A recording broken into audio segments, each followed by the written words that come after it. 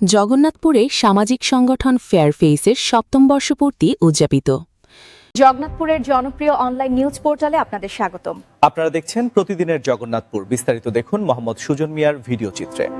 সুনামগঞ্জের জগন্নাথপুর উপজেলার অন্যতম জনপ্রিয় সামাজিক ও স্বেচ্ছাসেবী সংগঠন ফেয়ারফেইস জগন্নাথপুর পরিবারের ৭ম বর্ষপূর্তি ও ৭ম বার্ষিকী বর্ণাঢ্য আয়োজনে উদযাপন করা হয়েছে।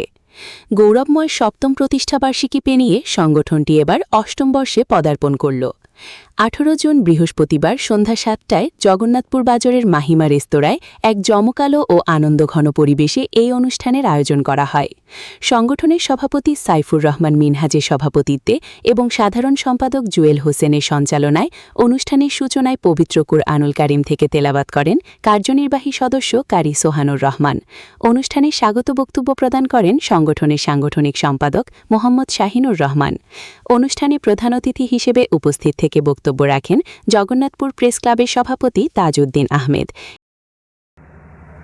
বিষয়টা হচ্ছে ফেয়ারফেস একটা সংগঠন হাঁটি পাপা করে 7 বছর গৌরবে অতিবাহিত করেছে।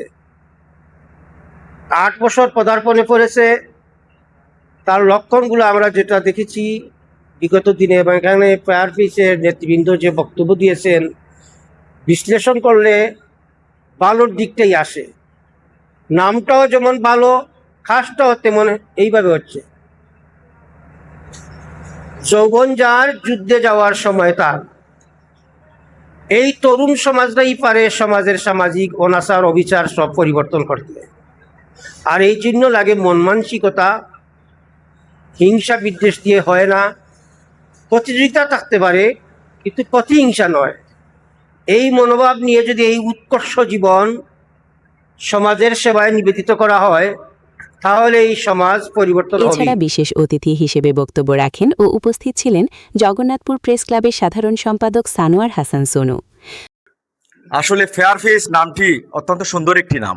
ফেয়ারফেস আমার কাছে মনে হচ্ছে ফেয়ারফেস সে প্রতিটি সদস্যই ফেয়ার, প্রতিটি ফেসই ফেয়ার, স্বচ্ছ এবং ভালো। এবং আমরা দেখেছি বিগত দিনে তারা যে বিভিন্ন দুর্যোগে, বিভিন্ন সমস্যায় যে মানুষের পাশে দাঁড়িয়েছেন, বিভিন্ন সমাজসেবামূলক কাজে অসহায় মানুষের পাশে দাঁড়িয়েছেন, অন্যায় অনিয়মের বিরুদ্ধে সোচ্চার থেকেছেন। এটা খুবই অনস্বীকার্য এবং খুবই ভালো কাজ। আমি বিশেষ করে জগন্নাথপুর প্রেস ক্লাবের পক্ষ থেকে ফেয়ারফেসকে আন্তরিক ধন্যবাদ এবং অভিনন্দন জানাই। আজকে ফেয়ারফেসের ৭ম প্রতিষ্ঠাবার্ষিকী।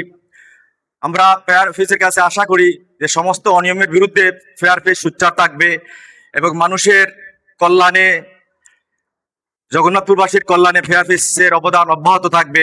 বক্তারা ফেয়ারফেস জগন্নাথপুরের বিগত দিনের মানবিক ও সামাজিক কর্মকাণ্ডের ভূয়সী প্রশংসা করেন এবং আগামীতেও জনগণের দুর্ভোগ ও কল্যাণে সংগঠনটি পাশে থাকবে বলে আশাবাদ ব্যক্ত করেন। ফেয়ারফেসের প্রতিষ্ঠা সভাপতি ও স্থায়ী কমিটির চেয়ারপারসন শামীম আহমেদ, বিশিষ্ট ব্যবসায়ী ও যুব ফোরামের সভাপতি জামাল উদ্দিন বেলাল, আল ইসলাহ সুনামগঞ্জ জেলা সাংগঠনিক সম্পাদক মাওলানা আজমুল হোসাইন জামি, ফেয়ারফেস জগন্নাথপুরের সকল স্তরের আমার সদস্য নেতাকর্মী ভাইরা, বক্তব্য শুরুতেই আমার পক্ষ থেকে আপনাদেরকে আমি প্রাণঢালা অভিনন্দন এবং মোবারকবাদ জানাচ্ছি। আমি ফেয়ারফেসের আজকের এই ৭ম বার্ষিকী অনুষ্ঠানে আপনাদের উজ্জ্বল ভবিষ্যৎ কামনা করছি। বিশেষ করে যেহেতু আপনারা সমাজের উন্নয়নে কাজ করে থাকেন, এটাই হচ্ছে একজন বিবেকবান মানুষের কাজ।